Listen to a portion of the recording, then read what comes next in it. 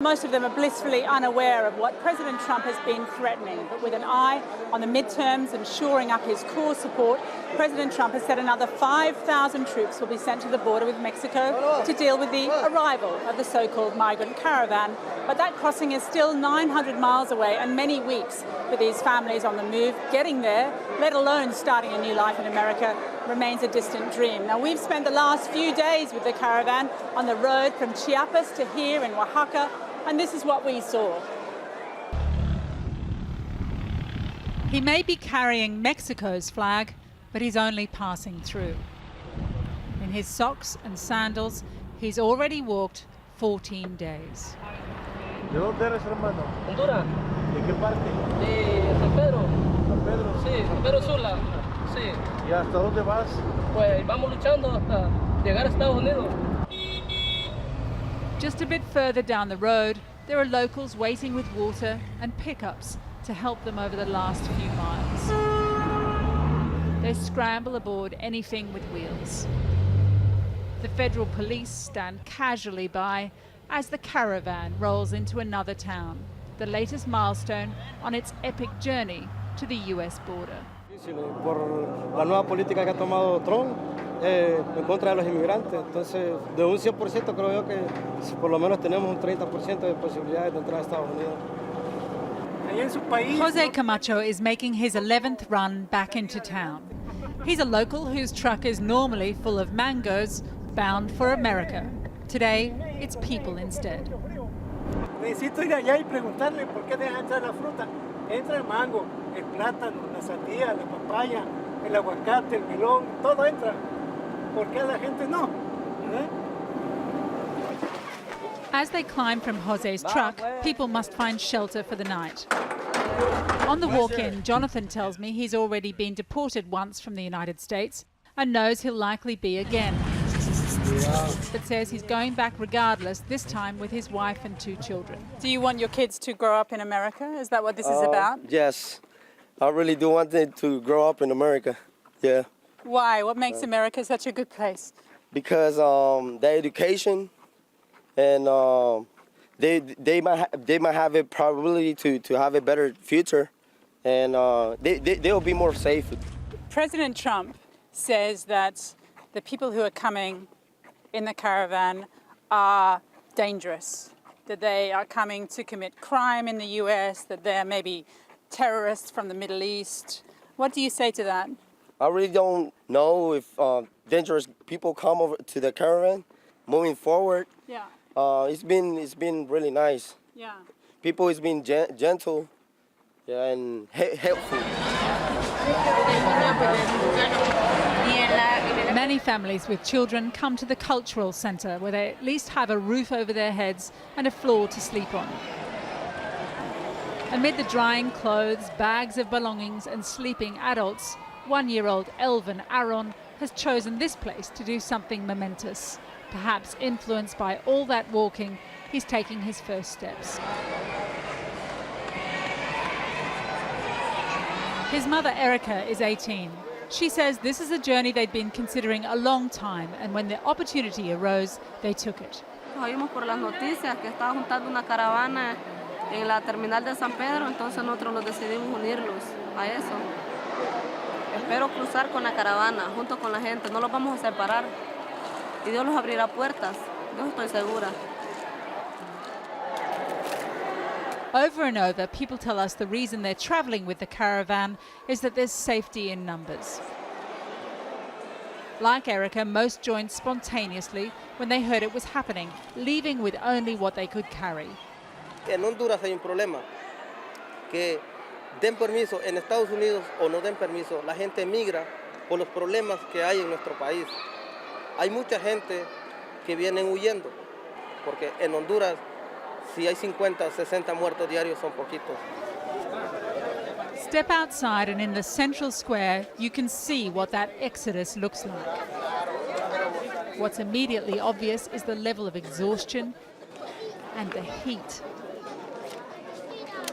Volunteers give out water and food. Medical students run checks. and nuns cloistered in the bandstand repair the feet of their pilgrims. In the church, mothers and children lie under sheets alongside an enshrouded Jesus. Others sprawl under the pews. The ill and weak find sanctuary here. Travelling with her 3 daughters, Bianca is struggling. All 4 of them are sick. Muy cansada, muy triste. She says they've no choice but to go on. Outside, we follow Merlin, wizarding away an armful of bottles. He's been designated water boy for his group. Pues bien, gracias a Dios. Ha sido un poco difícil, pero la he echado ganas.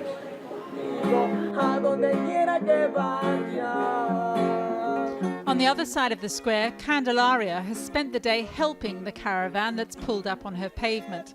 But she says not everyone in the town feels they deserve it. Mucha gente cerró sus negocios, no salió, no ayuda. Sí, la verdad que sí, no todos pensamos igual. People bed down for their first night in Oaxaca, but they've only a few hours before the walk begins again. And in that caravan, you have some very bad people. You have some very bad people. And we can't let that happen to our country. And look, that is an assault on our country. That's an assault. Having set off at 3 a.m, the caravan moves in small groups toward the next town 30 miles away. Most of the men walking, the women and children in whatever trucks are available, inching toward America. Others hitch a ride as best they can. Together they've found the will to leave the country they love, tying their fate to the caravan, bound for a nation building a wall and sending troops to the border to repel them. But no one's turning back. Now they've made it here to Yucatan, they're getting a pretty amazing reception, I've got to say. I've just been speaking to Oaxaca state officials here who are doing their utmost to make these migrants feel welcome. There are tents, there's food, there's a library for children. Just behind me, in fact, there's a map on the wall, a map that shows the US border and the very different routes to it. A small crowd clustered around there for the last hour or two. Now, President Trump may want these people to be pawns in his political game as the midterms draw closer. This is what he said about them yesterday in a tweet. Many gang members and some very bad people are mixed into the caravan heading to our southern border. Please go back. You will not be admitted into the United States unless you go through the legal process. This is an invasion of our country, and our military is waiting for you. He's made all kinds of claims about the thousands who are making this journey, that there are Middle Eastern terrorists among them. We haven't seen any. That they are being paid for by left-wing operatives, and we've found no evidence of that. Now, there are at least another 2 separate caravans and more than 1,000 people behind these travellers, one from Guatemala, another from El Salvador. Now, the one that's coming up from Guatemala has been trying to cross the border into Mexico over the last 48 hours, and there were some extraordinary scenes down on the border near Tapachula. The federal police on the Mexican side were pelted with bottles and rocks when they tried to blockade the gates. The migrants who crossed the river, the Chiapas River, which marks the border there, it's a very common place to swim into Mexico. Yesterday, for the first time, state helicopters hovered overhead, so close that they blew the water up into the faces of those trying to swim over. One young man drowned. There is clearly pressure on the Mexican government from the US to stop these people, stop the caravan. But for now, those efforts really feel as though they're being done mainly for appearance's sake, rather than being designed to have any real impact. We were with the caravan when it crossed through a number of checkpoints in the past days, completely undisturbed. We'll be back later in the program with more from Mexico, but for now, back to London. Kylie, thanks very much.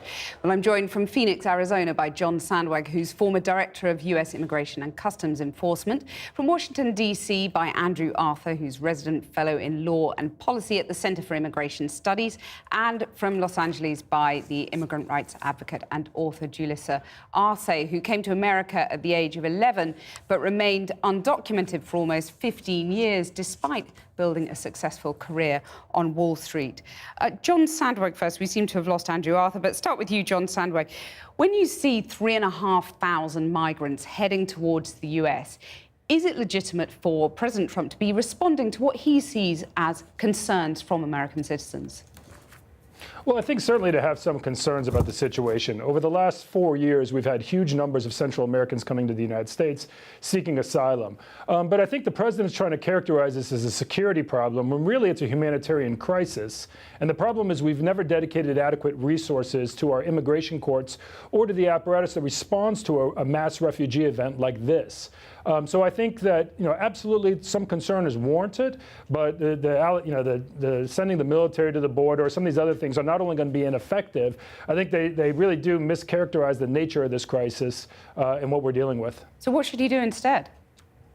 Well, I think what I would like to see, first of all, is let's recognize this is a humanitarian problem. I mean, the notion that this is full of gang members or other things is ridiculous. The frustration people in America feel, though, is legitimate. What happens is when you have large numbers of individuals like this, they all claim asylum, and our immigration courts, the specialty courts that handle these kinds of cases, are quickly overwhelmed. So people end up spending 3, 4, 5 years in the United States waiting for their hearing before this immigration judge.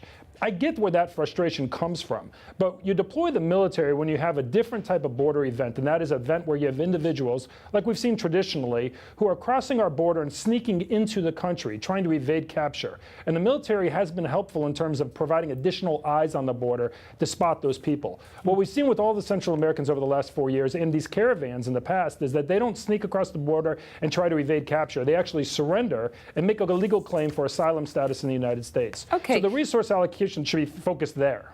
Let me put that to you, Julissa Arce. I mean, when you hear President Trump talking about sending in the troops, well, he is sending in the troops. How does that strike you as someone who has been in that situation, coming into America from Mexico in your case? Yeah, so, it's really, I think that the president is really trying to weaponize this event, this caravan, for political reasons. He's really trying to use the caravan, talking about ending birthright citizenship, as ways to distract from the real issues that are at stake in the upcoming midterm elections. And frankly, as an American citizen, I feel very strongly that sending the military is really a waste of resources. It's a waste of American resources. And as it was mentioned already in the program, this is a humanitarian crisis, and these people are asylum seekers. They're not trying to invade the country. They're not trying to cross the border illegally. They are trying to present themselves at the border to seek asylum because they are trying to escape very dangerous conditions in their countries. Yeah. Well, let me put that to Andrew Arthur. I mean, some of these migrants in the caravan are potentially economic migrants, but others are asylum seekers saying they're fleeing persecution, violence and poverty. They have every legal right to come to America, don't they?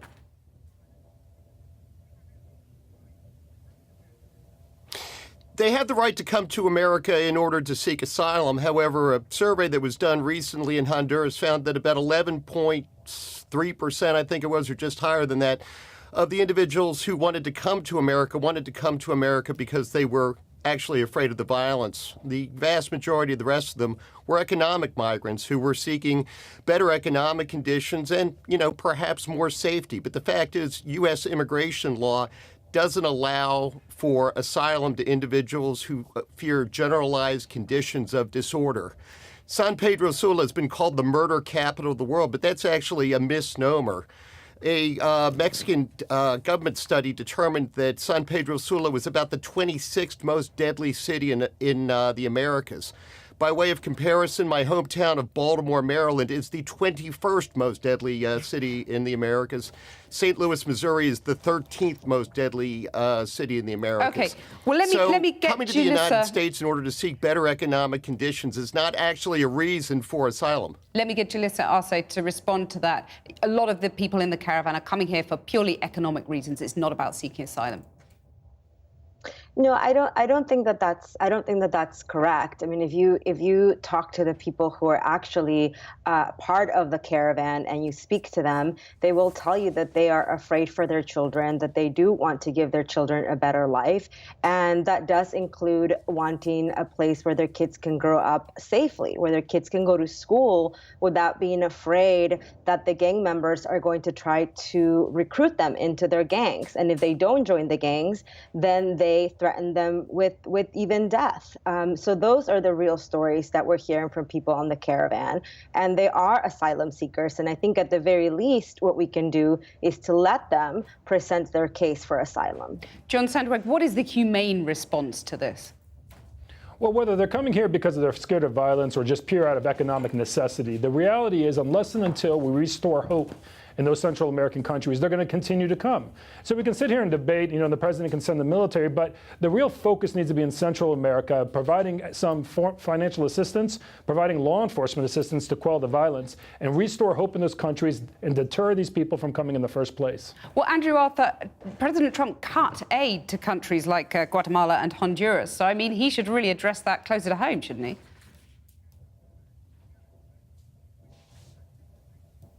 Well, these are really questions for Honduras and Guatemala to answer. It's up to those countries to take care of the issues of violence and crime in their home countries. I agree with Mr. Sandweg when it comes to where American aid should be directed. But at the same time, these are Honduran problems, these are Guatemalan problems for those countries to resolve by themselves.